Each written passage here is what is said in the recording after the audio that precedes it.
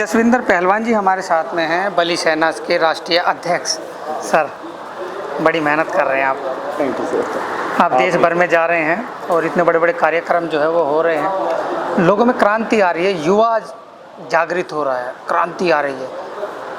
आप देश भर में जा रहे हैं, कैसा लग रहा है और कैसे कितनी क्रांति आपको देखने को मिल रही है युवाओं में, युवतियों में, महिलाओं में, बुजुर्गों में? सबसे पहले तो हम जागो समाज चैनल को और आपका बहुत बहुत धन्यवाद करते हैं, क्योंकि जहाँ पर भी हम पहुँचते हैं और या हम नहीं पहुँच पाते वहाँ आप ज़रूर पहुँचते हो। और क्रांति की जैसे आपने बात की, एक हमें लग रहा है जैसे तो जो क्रांति 1857 से शुरू हुई थी, हम उसी दौर में पहुँच चुके हैं। हम लड़ रहे हैं, आज भी लड़ रहे हैं, जब भी लड़ रहे थे। और क्रांति का जो माहौल है, जैसे आज का जो प्रोग्राम आपने देखा, हमारी माताएं, बहनें, बुजुर्ग, युवा, नौजवान साथी सब पहुंचे हुए थे और नारे लगाए थे, डीएससी समाज जिंदाबाद।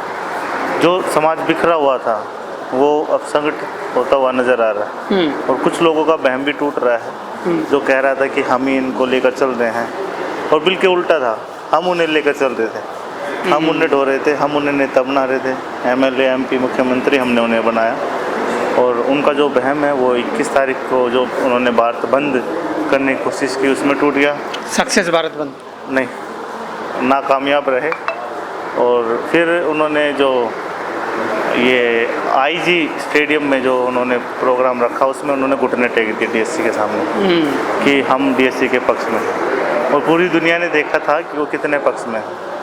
अब दोनों ही पार्टियों के जो राष्ट्रीय अध्यक्ष और राष्ट्रीय अध्यक्षा हैं, मायावती जी और चंद्रशेखर आज़ाद राव ने, उन्होंने कहा कि हम तो डीएससी के लिए लड़ेंगे और डीएससी के लिए हम पहले से ही लड़ रहे हैं।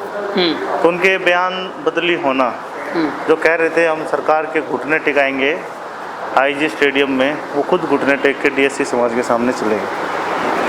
तो ये एक प्रकार से हमें जो हमारी जीत की तरफ है, हम नहीं, इसे आप भाईचारे के उससे नहीं देखते?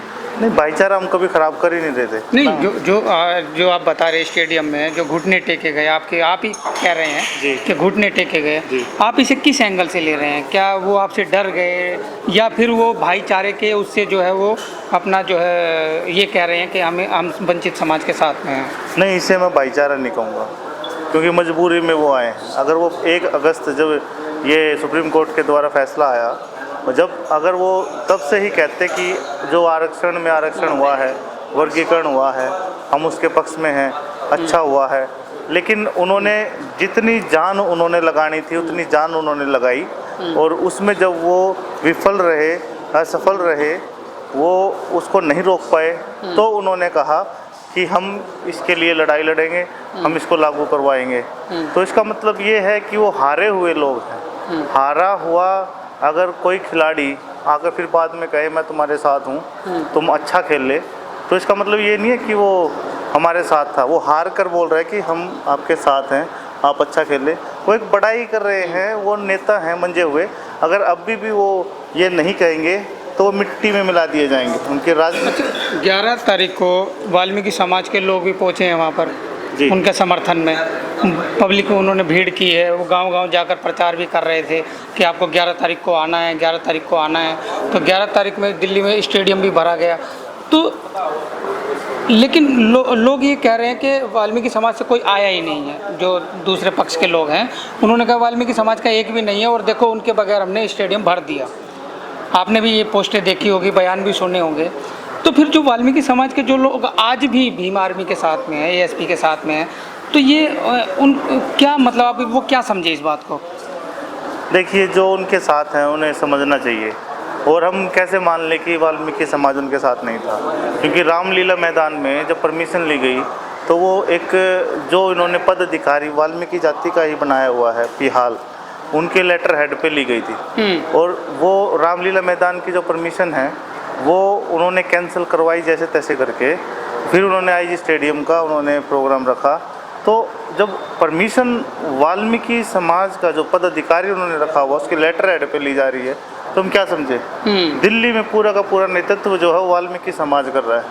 और जितनी भी भीड़, एक तो आपने कहा कि इतनी भीड़ आई, वो बुलाई गई थी, वो मंगवाई गई थी, एक समर्थन देना और एक मंगवाई हुई भीड़ में फ़र्क है। आप दोनों में फ़र्क देख सकते हैं। वहाँ पे जो भीड़ थी उनको आरक्षण का, उनको वर्गीकरण का, उनको आरक्षण में आरक्षण का पता ही नहीं था। लेकिन यहाँ पर जो भीड़ है वो दूर से ही नारे लगाती हुई आ रही थी, डीएससी समाज जिंदाबाद, डीएससी समाज बिल्कुल हमने कवर किया हुआ है जी। ट्रैक्टर ट्रॉलियों में लोग भरकर आ रहे हैं, बसों में आ रहे हैं, वो डीएससी समाज जिंदाबाद, डीएससी समाज जिंदाबाद नारे लग रहे हैं। अब दोनों भीड़ों में फ़र्क है।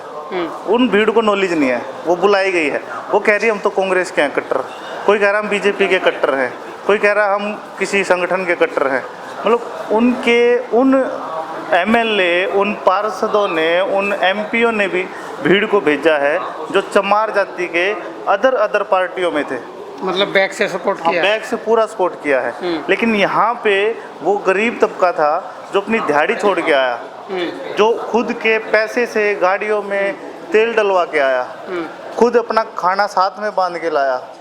तो ये समर्थन में आए हुए लोग थे जो दिल से जुड़े हुए थे और जो दूर से ही आवाज़ लगाते आ रहे थे, जिसको आज पूरे हरियाणा ने, पूरे देश ने देखा है कि समर्थन में आई हुई भीड़ क्या होती है और बुलाई हुई भीड़ क्या होती है। जी चलिए, देखिए ये क्रांतिकारी हैं और जसविंदर पहलवान जी काफ़ी संघर्ष कर रहे हैं और हमारे साथ में काफ़ी लोग हैं जो अभी भी यहाँ पर है। प्रोग्राम जो है वो समाप्त हो चुका है।